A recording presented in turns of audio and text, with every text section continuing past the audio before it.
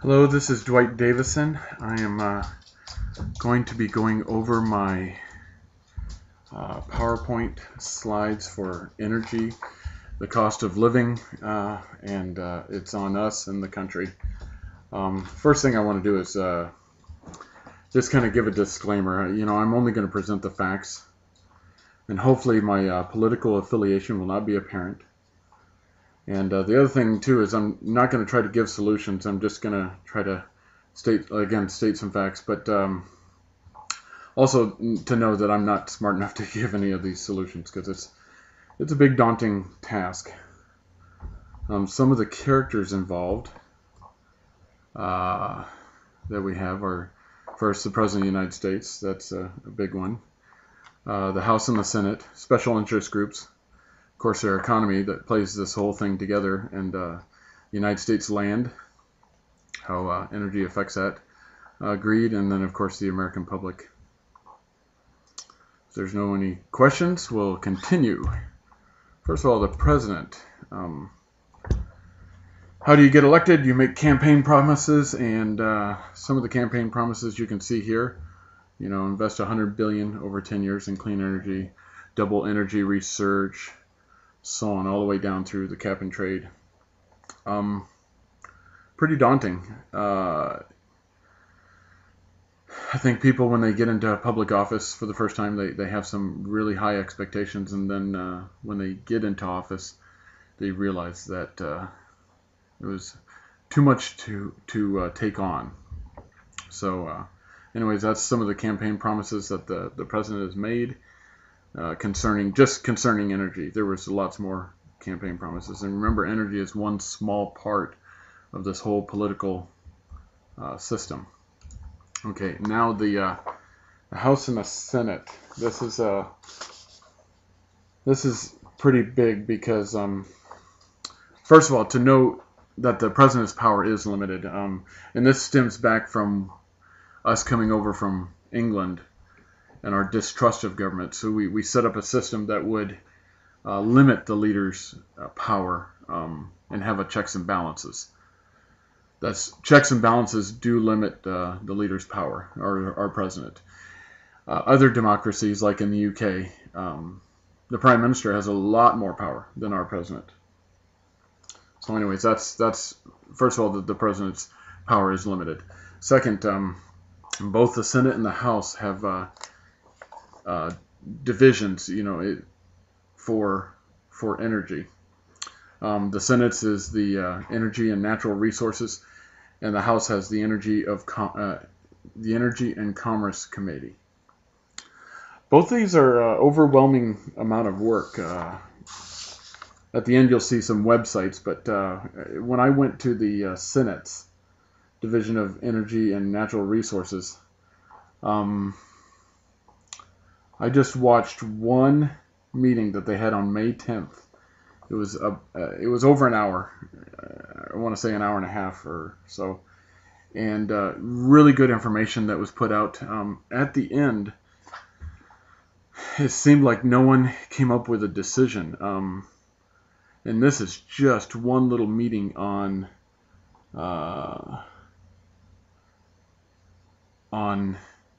drilling for oil upstream, I believe it was. So it's and of course the disaster in the Gulf and the amount of pollution there, it all drives policy, and policy will drive up cost, and of course energy production decreases. So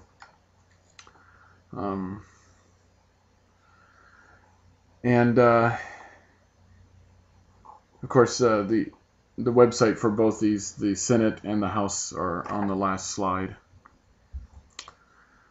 Special interest groups. And special interest groups have a lot of different names. Advocacy groups, pressure groups, lobby groups. And a lot of these will also give you a heartache feeling, which I'm not going to say whether I like them or not. They are both good and bad. So, its definition is an organization of people with shared ideas and attitudes who attempt to influence public policy. Now, is that good or bad? Well, it depends on what your goal is, and how much greed. Greed is a slide that's coming up, but there's a lot of leaders that don't understand that there's some needs out there, and special interest groups or advocacy groups are a good way to address that attention. I think going with a Bible verse would be James 1:5. If any of you lack wisdom, ask God, who generously gives without reproach, and all will be given to him. I wish more leaders would pray that before making decisions. And depending on the special interest group, you can go good or bad with it. Some of the groups that I saw and did research on was one was the Natural Resources Defense Council, Energy and Utilities Special Interest Group, and the High Energy and Nuclear Physics Special Interest Group. Now, and realize each of these, with the nuclear one, with what happened in Japan, it just again starts to create more policies that really restrict our energy making. And I'm not saying the policies are bad or good. I'm just saying they are, and it makes it hard to get things done sometimes with more policies. So those are some of the special interest groups. On to the economy. Energy does affect our economy. There's the cost of making stuff, and there's the cost of delivering stuff. Those are two huge. Energy demands are up in the world, especially with some developing nations like China and India. We really can't blame them because I think per capita we're in the very top realm of how much energy we use per person for the whole world. So can't blame them, but if their demand is up and supply is down, that's going to affect the economy. The crazy thing, as I was doing this research, is one that's the Earth right now does not have enough energy to sustain the human population. It's called sunlight energy. We get it from plants and so on and so on. Sunlight energy. So back in the day, we did not use all the sunlight energy, so that energy was stored underground as fossil fuels, whether it be coal, gas, natural gas, so on, oil. And we just drill into it to pull from the past. But eventually that bank account is going to run dry. So that's just kind of a side note. But realize that energy cost affects our economy, and energy demands are up and energy supplies are low. Enough said.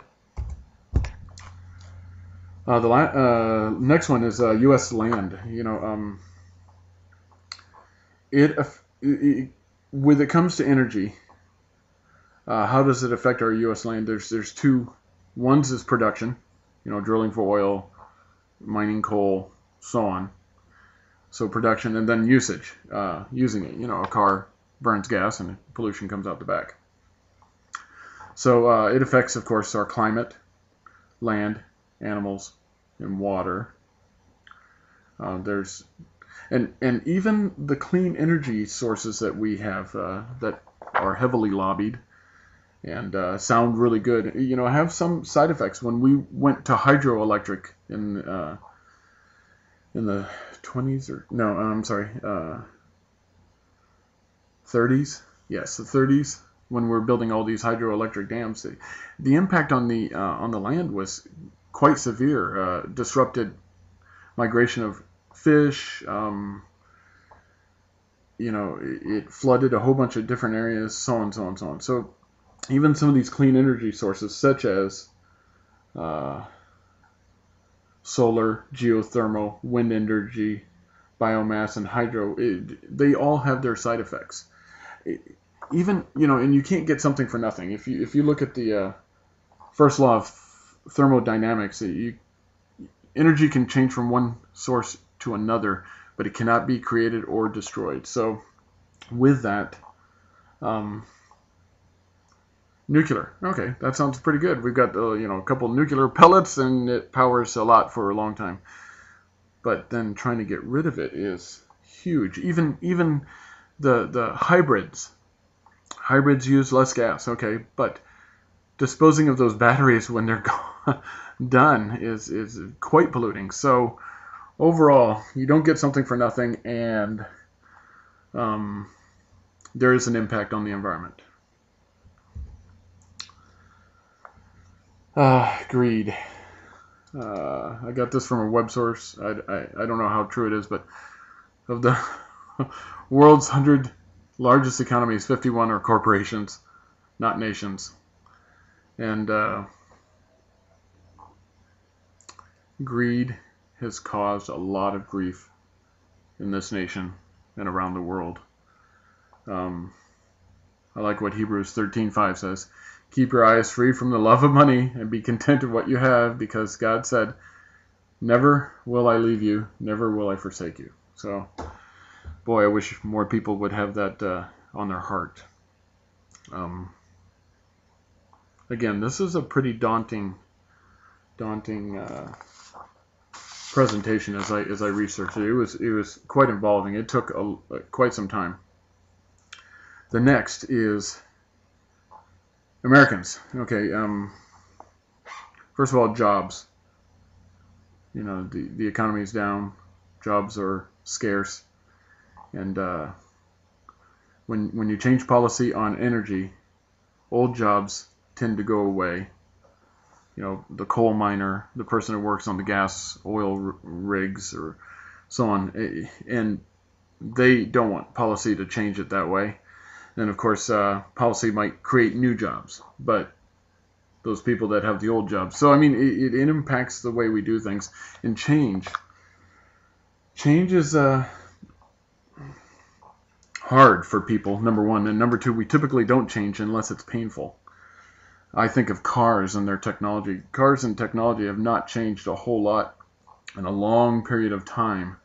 I mean, my dad's car would look pretty similar to my car and so on, until it got painful. When gas started going way up, wow, let's try to invent a hybrid or something that can, hydrogen cars are coming out, and electric cars, all electric cars. So we need to change the way we do things. And of course, do your homework and vote. That's one of the most important rights we have. Remember, with great power comes great responsibility. One of our greatest powers is voting. So use that responsibly by, doing your homework. And there's no questions on what we've talked about, which we've kind of hit and miss all over the place. Here's some of the websites that are that I pulled some of this information from. Some of the websites. There's a lot of information out there. There's a lot of government websites that I would highly hang around. Look for .gov. Anyways, I hope you enjoyed it, and I will talk to you later.